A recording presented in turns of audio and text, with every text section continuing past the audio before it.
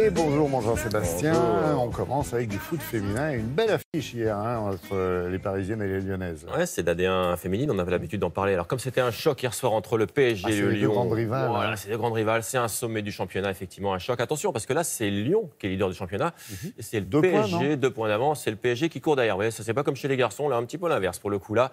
Du coup, on va vous montrer tout de suite les images de ce choc hier soir avec les Parisiennes qui ne jouaient pas au Parc des Princes mais au stade Jean-Bouin, c'est tout à côté. Et vous voyez, ce sont elles qui ouvrent le score ici par Wang, l'avant-centre du PSG, qui trompe la gardienne de Lyon. Mais c'est un avantage finalement de courte durée, puisque 4 minutes plus tard, les Lyonnaises égalisent par Wendy Renard. Vous la connaissez, elle joue en équipe de France. Score final, 1-1. Alors donc, vous l'avez dit, au championnat, Lyon a 2 points d'avance ce matin sur le PSG. Voilà pour la D1 féminine. Autre choc hier soir, en Ligue des Nations, entre la Suisse et la Belgique. Là, c'était un match complètement fou, avec 7 buts quand même dans ce match au total. Alors ce sont les Belges en jaune qui vont d'abord marquer les esprits en menant 2-0, but signé Thorgan Hazard. Attention, c'est pas le même que le Hazard belge. Mais ensuite, voilà, la Suisse, elle a tout renversé. 5 buts marqués, des buts splendides, notamment grâce à un triplé de ce garçon ici, Seferovic. C'est encore lui qui inscrit le but de la victoire. La Suisse qui l'emporte quand même, Laurent, 5-2, qui jouera le Final Four de cette Ligue des Champions en juin prochain. Il y avait un Fernandez. Ah ben voilà, c'était pas moi. Rien n'a été laissé au hasard.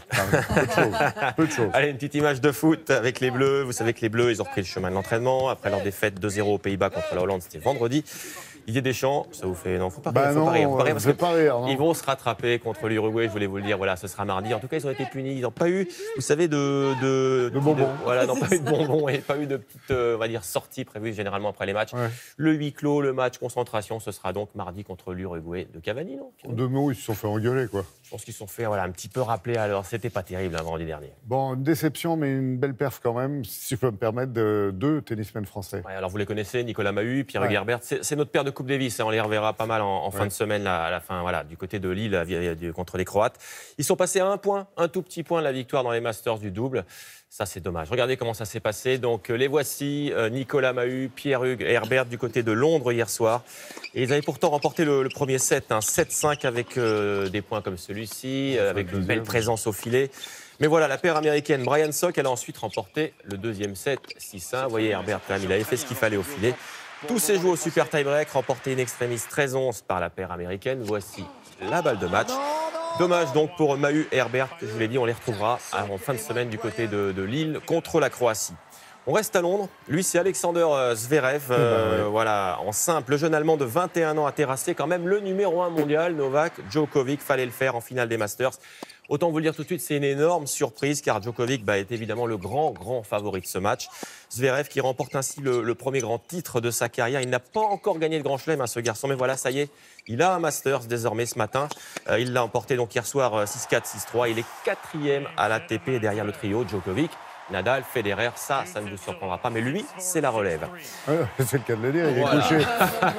Je n'ai pas fait exprès, là, c'était comme ça. Allez, du hand aussi ce matin avec la belle victoire de Metz en Ligue des Champions, c'était hier soir, contre les Danoises d'Odense. Les Messines sont en jaune, elles l'ont emporté très largement, 41-26. C'était le dernier match des phases de groupe. Elles sont maintenant en course pour une place en quart de finale de cette compétition européenne. Et le 6 pour Sébastien Méogier. Ouais, 6e titre, vous vous rendez compte, 6e titre mondial déjà. Alors, c'est pas un record, figurez-vous, parce que Sébastien Loeb, il en avait 9. En tout cas, ce qui est incroyable, c'est que sur les 15 dernières années... On parle de rallye, on est bien d'accord. Sur les 15 dernières années, il y a quand même 15 titres pour les Français. Ça, fallait le faire, on va dire cocorico. On va découvrir les images tout de suite. C'est incroyable quand même, des images de Sébastien Ogier. C'était du côté de l'Australie. Le voici, le pilote français au volant de sa Ford. Sur les spéciales donc, du rallye d'Australie. Je peux vous dire que cette couronne 2018, il est quand même allé la chercher avec panache, puisque hier, 3 pilotes pouvaient encore coiffer panache. C'est pas son coéquipier. C'est ce qui l'accompagne pour aller gagner des courses. Et il a donc emporté devant Neuville et Tanak. Au final, donc, Ogier, qui a goûté, lui, au champagne. Bravo. Il défendra les couleurs de Citroën l'année prochaine. Il change. En moto, c'était également le dernier Grand Prix de la saison hier. Grand Prix interrompu à cause des chutes, trop nombreuses, trop violentes. Vous voyez ces images, la pluie est évidemment trop forte du côté de Valence en Espagne. Même le champion du monde 2018, le voici. C'est de la voltige, là. Voilà, c'était de la voltige. L'Espagnol Marc Marquez a fini au tapis, vous voyez ça. Notez que le Français Zarco a terminé 6e du championnat du monde. Et puis, je voulais vous montrer cette dernière image ce matin. Ça se passe à Macao en Asie. C'est une course de Formule 3. Regardez bien à droite sur votre écran. Regardez ça. Ça va aller vite. Voilà. Alors, c'est Oh, quand même. madame, Moi, j'ai jamais vu un crash C'est comme une ça. catapulte. Voilà, ça va à plus de 200 km/h. Au volant, il y a une femme, une jeune Allemande de 17 ans qui pilotait cette F3. Elle s'est envolée à littéralement à plus de 200 km/h. Un pilote de ligne. Ouais, alors elle s'est écrasée quand même dans les grillages, Laurent. Elle a été transportée à l'hôpital. Ses jours, a priori, ne sont pas en danger. Elle va être opérée ce matin. Elle est touchée à la colonne vertébrale. Comment Une c'est jeune possible Allemande de 17 décoller ans. comme ça? Généralement, c'est parce qu'on monte sur les roues d'un autre concurrent. On est catapulté en l'air, mais là, elle a quand même traversé tout le peloton à plus de 200 km/h. C'est extrêmement violent. Enfin, on en discutait avec Valérie tout à l'heure. Moi, j'ai jamais vu ça, même en Formule 1. Ah non. On souhaite qu'elle se rétablisse.